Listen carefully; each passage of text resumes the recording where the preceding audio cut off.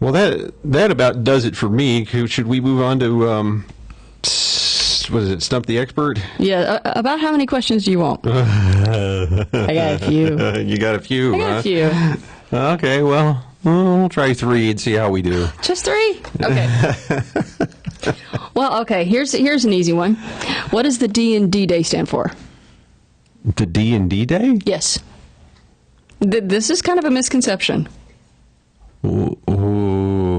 Does it stand for deliverance, debarkation, doom, or does it stand for anything?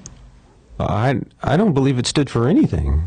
It didn't stand for anything. Yeah. It's kind of because you hear it called, D-Day, Deliverance Day, Doomsday. Right. Because that was, I think, whenever Pearl Harbor was bombed, I think was D-Day. No. That's D-Day was when we stormed Normandy. Oh, okay. Sorry. Bad. I should get 2 points for that one. You should get 2. Ding, ding, ding, ding, ding, ding. I forgot the dinger today. Okay. Which popular comedian? I got a couple entertainments. You know why we're off. You don't have, what's his name, Norman. Oh, there he is. That's Arthur. Arthur. Oh, Arthur. Okay. Yes, there's Arthur. Okay. You did remember Arthur. Yes, I did remember Arthur. So, yeah, when we go on tangents. Yeah. Which we've not had him to talk. We hadn't tossed him around in a long time. I know. Yeah. So, okay. Which popular comedian was not offered the opportunity to host The Tonight Show? Groucho Marx, Jackie Gleason, Joey Bishop, or Red Skelton? Who was not offered? Who was not offered an opportunity to host The Tonight Show. So you had... Okay, I don't believe it was Joey Bishop. I don't believe it was Jackie Gleason. To me, I'm thinking either Groucho Marx or what was the last one? Red Skelton. I'd have to say Groucho Marx. Actually, Red Skelton. Oh. Which, to be quite honest, would not be a surprise to me, because he's not exactly clean. Red Skelton? Yeah, Red Skelton, he's the one that he's kind of, well, I guess I can't say much about Groucho Marx either, but he doesn't exactly have a clean mouth. No. Or I'm not thinking of another one. Yeah, you might be thinking of Red Fox. Oh, that's what I'm thinking of. Okay. Or Red Buttons. Red Buttons, that's who I'm thinking of. That's him. Yes. Red Skelton was actually a good Christian gentleman. Oh, was he? Yeah. Oh, my bad then. Yeah, I was thinking of Red Buttons then. Yes, but yeah, he was never offered an opportunity to host The Tonight Show. Yeah, I guess I could see that. Yeah. Okay. Go ahead. He's more of a clown comedian than an actual facilitator comedian, And Johnny Carson was not? With the big hat and all this stuff. He was a goof. It was a goober. All right. 41-year-old captain who'd have his own claim to fame after the Civil War was second in command at Fort Sumter, and he fired the first retaliatory shot. Who was he? Simpkins? Not even one of the choices. Oh, bummer. But try that again. Lew Wallace, Abner Doubleday, George Custer, James Garfield. Well, I knew Lew Wallace was a general. Okay. I knew Doubleday was in the war. He's the guy that invented baseball, allegedly. Really? Interesting. I had to entertain themselves. Yeah. I knew Garfield was a general also, but I don't think he wasn't involved in the South. So it had to have been Custer. No. It was Lew Wallace? Abner Doubleday. God bless America. I have lousy powers of deduction, apparently. All right. What name is associated with Japan's unconditional surrender, September 2nd, 1945? What name? Mm-hmm. What are the choices? Potsdam, Treaty of Versailles, Yalta, Treaty of Westphalia. Well, I should know that. I was just at the Pacific War Museum, and I listened to this concession speech. And this, I think it's World War II.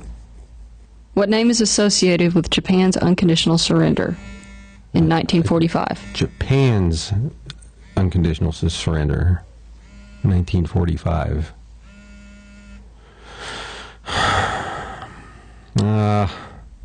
I don't know. I'd say Potsdam, just as a guess. Yay! Yes, you're correct. Okay. Yay! Gee, right as I was about to lose confidence. Well, they say always go with your instincts. And you went with your instincts. Okay. Two more. Okay. Which founding father had his own 18-step recipe for making ice cream? Off the top of my head, I would say Madison. Well, he's one of the choices, but he's not the one. So Madison, Ben Franklin, John Adams, or Thomas Jefferson. And here's a hint. He's also attributed as having founded ice cream, but even though he really didn't, he just... Well, I thought that was Dolly Madison that founded ice cream. Maybe I've got it mixed up. Well, this person is given credit for having, but he really didn't. It's like a misconstrued myth. But Dolly Madison may have actually been the one who brought ice cream to America. But this guy had an 18-step recipe. I was kind of hoping that would be a hint. People think he brought it to America, but he didn't. Did people think that he brought it to America? Well, the claim that this person... I'm really confused. They think that there's a myth that he introduced ice cream to the United States. Well, yeah. I'm sorry. I don't know. It could either be Adams or Jefferson, because Adams was over there, and I mean, they both liked food, and they were both over there in France. Yes. You're on the right track. So yeah, I don't know. I don't know whether it was Jefferson or not. It was Jefferson. Okay. Yes, you're correct. Yes. I mean, that would be, Yeah, see, your powers of deduction are working. Because that's correct. Well, I thought it was Madison, so I'm totally messed up. All right. The next time you have to wait for me to give the choices. Yeah, all right. Yes, but that's okay. But yes, you were correct. Your powers of deduction are stronger than you think.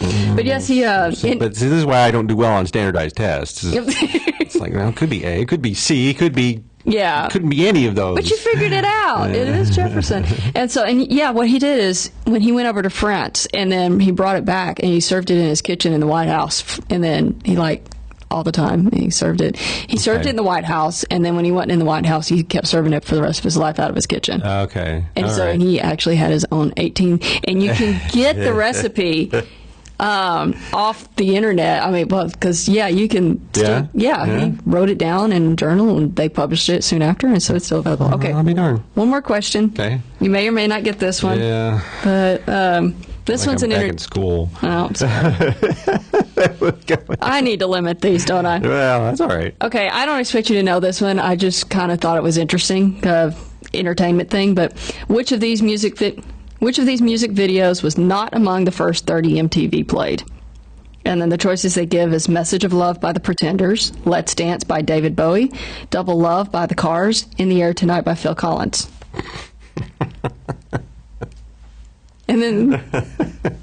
Video killed the radio star. Is that not one of the choices?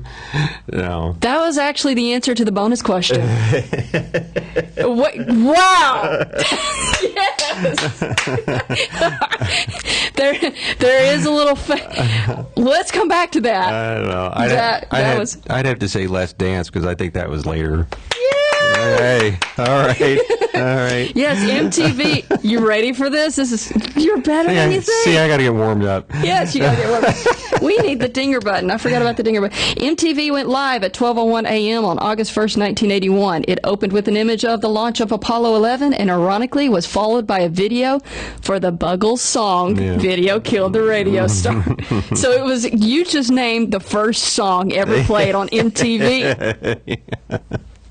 So, all right. So awesome. You did pretty good. Hey.